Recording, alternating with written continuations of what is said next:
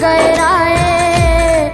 सब धरती कागज करूं पर गुरु गुण लिखा न जाए, प्यारे गुरु गुण लिखा न जाए। सारे तीर्थ धाम आपके चरणों में, हे गुरुदेव प्रणाम आपके चरणों में। सारे तीर्थ धाम आपके चरणों में, हे गुरुदेव प्रणाम आपके चरणों में। मेरे बाबा है, मेरे बाबा, मेरे बाबा, मेरे बाबा, मेरे बाबा।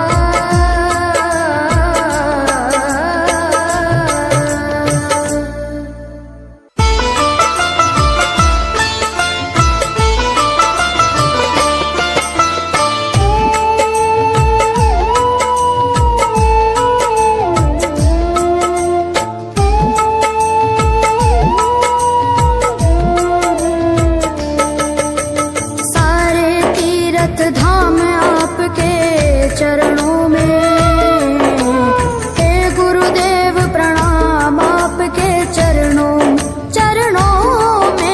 सारे तीर्थ धाम आपके चरणों में, हे गुरुदेव प्रणाम आपके चरणों में।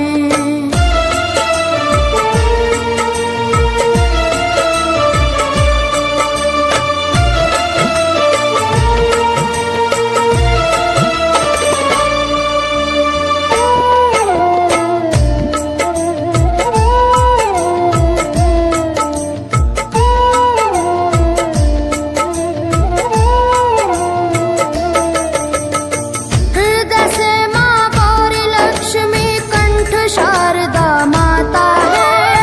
हृदय से माँ गौरी लक्ष्मी कंठ शारदा माता है। जो भी मुख से वचन लियो वो वचन सिद्ध हो जाता है, वचन सिद्ध हो जाता है। हे गुरु ब्रह्मा, हे गुरु विष्णु, हे गुरु ब्रह्मा, हे गुरु विष्णु, हे शंकर भगवान आपके चरणों में, हे गुरुदेव प्रणाम आपके चरणों में। सारे तीर्थ धाम आपके चरणों में, हे गुरुदेव प्रणाम आपके चरणों में।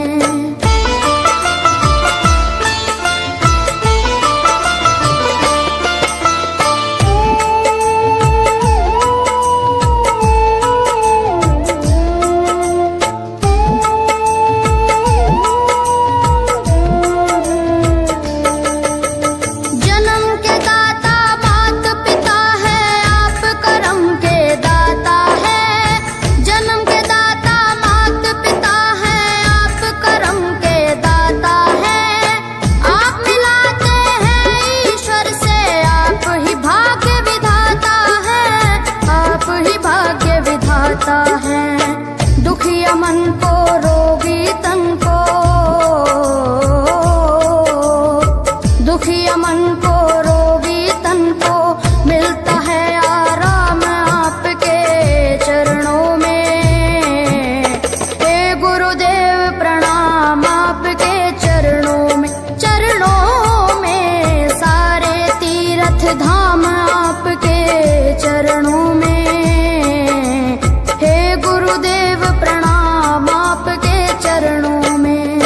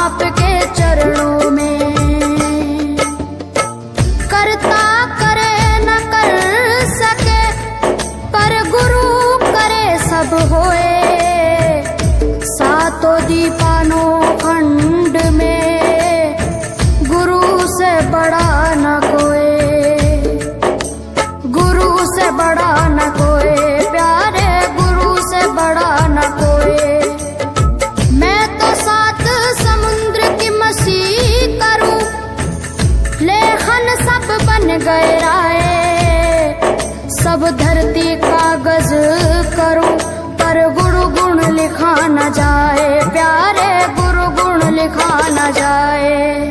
सारे तीर्थ धाम आपके चरणों में, हे गुरुदेव प्रणाम आपके चरणों में। सारे तीर्थ धाम आपके चरणों में, हे गुरुदेव प्रणाम